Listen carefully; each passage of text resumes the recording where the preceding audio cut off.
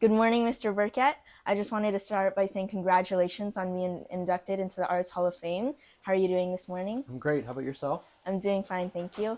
I was really inspired by you this morning, Thank you. Thank you so much. and I have a few questions as well. Sure. So, how did you first start violin, and how old were you? Yes, I started violin when I was 5 years old. I went to kindergarten and elementary school at Park Maitland School. There was an after school program that Maureen May was actually teaching, and I started violin there. And then I started when I was five, and then quickly after that, I started doing private lessons with her husband, Jonathan May. That's great. I also went to Park Maitland. Oh, wow. Coincidence. That's so awesome. Do you play any other instruments other than violin? Yes, I played drums as well. I started when I was six. And most of the time that I was at Trinity Prep playing for the musicals, I was playing drums, actually. So, you perform in Broadway, hmm and when did you know that this is what you wanted to pursue? I knew that I wanted to pursue music from the time that I was from really young, but then I had a moment when I was in ninth grade in the summer. I went to a music festival over the summer called Eastern Music Festival in North Carolina, and they were playing Mahler's First Symphony, and being a part of that orchestra, playing that piece when I was in ninth grade, 15 years old, it just cemented that that was what I wanted to do for a living. In terms of being a Broadway musician, I didn't really know that I wanted to be a Broadway musician um, at all. You know, going through my time at Trinity, going through undergrad, going through grad school, it was just kind of Broadway ended up being the first door that opened for me when I finished grad school and moved to New York. And then when that happened, I really fell in love with that art form and with those that production of that music of Hamilton, and being a part of that, the lifestyle of touring and the lifestyle of doing 8 shows a week and like at a very high level. It was really inspiring to me to do that, and I was really just grateful that I could be a part and be performing so much as a musician and also making enough money to live off of it. That's great. How was your Trinity experience as a student and as a future violinist? Yes, my Trinity experience was, I am so fortunate to have gone to school here, because not only are the arts programs at Trinity so fantastic and so good at, giving so much opportunity to the students here, and myself included, but it's so nice that you have people that, you have students from sixth grade all the way to senior, from 12th grade. You have such a wide range of ages, and but you have such a small amount of numbers of people Right. that are all being involved, so you don't have to be fighting for opportunities with each other. Everyone gets a chance to shine. Everybody gets a chance to be a leader, because of that kind of small group cultivation of the individual that you get here at Trinity, I feel like I was very fortunate, and that was a very big part of what allowed me to be successful as a future violinist. Wonderful. What do you remember and miss most about Trinity? That's a great question. I just miss the energy of being here. Especially after you know being all over the place. Touring the United States and Canada, living in New York. There's still a very distinct, special energy about Trinity Prep, about the campus here, about the people here, about the culture and the history of this school. I miss that, and I also really miss the how wonderful of an environment it is to learn, and how Right. wonderful an environment it is to make art here and to do sports, everything that everyone does here. I miss that of doing all of those things and like being a student and like living that life for sure. What is your favorite venue to play? Favorite venue to play? It's a great question. So I toured for 5 years doing, across the United States and Canada. And so I've played in so many different, performing arts venues in all these different cities. I would say that my favorite venue to play from the tour um, is the Academy of Arts in Philadelphia. it's this beautiful old world looking like opera house kind of style where they have all these arches, and it's just like everywhere you look it just looks like, just like picture perfect. It's such an incredible space. And then the area around it, you're in downtown Philly. It's so cool.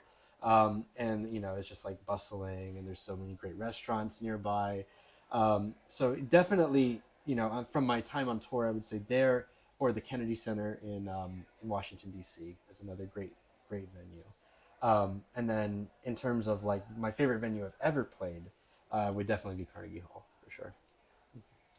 Do you have any favorite scales or arpeggios to play when warming up? Yes. This is a fun question. I mean, the right answer is all of them, right? Right. As a Yes. violinist, the right answer is all of them, and we do it every day. For hours of every day. Um, but I would say that the most useful scale for me is actually C major on the violin, because you start out in second position, which is a Right. position that most violinists are not as comfortable in. We're used to first position, we're used to third position, and everything above third position, but somehow second position gets overlooked a little bit. And I think that second position is kind of the secret sauce to being a great chamber musician, a great orchestral musician, a great musician where you're playing with other people, because it's so useful for having that ability to like, because a lot of times the things that are the hardest on string playing is string crossings and bow changes Right. and shifting, right? Second position allows you to do a lot of those things that we would normally do over two strings, or we would shift up. You can do it in one position. A lot of those intervals that we usually are used to playing over and doing all these string crossings, doing all these shiftings. But second position is really a great kind of secret weapon to have. And C major scale is the perfect scale to practice on violin to do that. And a follow-up question to that, do you have any songs that you like to warm up with? Um, I kind of just noodle when I warm up. I practice my scale, I do my arpeggio, and then sometimes, before I'm playing, or like before, like, I just take the violin out and just noodle a little bit, get used to the string crossings. I love, classic warm ups. The first two Kreutzer etudes are great warm ups. That first one where you have all those really long bows and you have the shift and you have to do a crescendo on a down bow and a decrescendo on an up bow.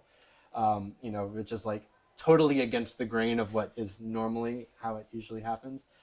It's so useful, because how many times are you playing an orchestra where, you wish that the bowing was different and you wish it was, Right. and it's just like, no, it's going to be this way. It's like, okay, I have to make it work. Being able to do all those things that are kind of against the grain of like, goes against what is natural, and being comfortable in those ways will just make you so much better of a player. Do you have any exercises that you do to make your fingers, hand, Mm-hmm. bowing more flexible? Yes, definitely do the Shradiak, exercises on one string. Right. Everyone plays those. It's so funny. Yes. I'll be in a, I'll be like playing in a Broadway pit, and like the people who have been playing there for years, they'll be warming up on Shradiak just as much as I am warming up on it. A lot of I like to do the Yost. The shifting exercises are really good. And then I also like to, instead of doing just like plain old etudes, which are great, Right. I like to, in whatever piece I'm working on, I'll isolate some really challenging parts. And I will use those like out of context as a warm up. Play it slow, play it with different rhythms, play it with different bowings, play it with different kind of like, different stresses on different notes and stuff like that. I think it's very useful to do that and to kind of integrate the parts that they're going to take a long time to kind of get integrated into yourself, into your playing. Being able to do that as a part of your daily warm up will help you, kind of in the long term with your preparation of a piece, for sure. And the last question is, do you have any advice for saints like myself who Mm-hmm. are playing instruments?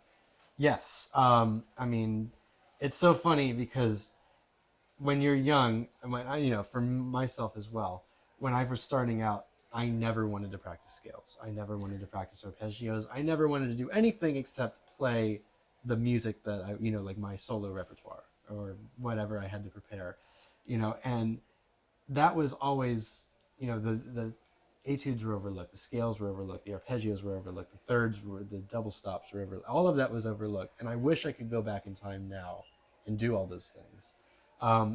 So definitely, the basics, those things are so important to do. But the real advice I would give, aside from playing, is just you know always do your best to show up as prepared as possible, because the preparation is the easy part, right? It's Right. the performance is the hard part. It's the art, making music is the hard part. So you think you're cramming. Okay, I can play all the notes in all the right places in my practice room. I can do it in the concert. It's like, no, that's not necessarily true. You can play all the right notes under ideal circumstances in your room, not in front of an audience, So try to make the most of practicing the way that it's going to feel in performance, making the most of those opportunities that you do get, and from making the most of those opportunities that will set you up well for success later on. Great. Well, thank you so much for coming. We were really grateful to have you here today. Thank you so much. So good to talk to you.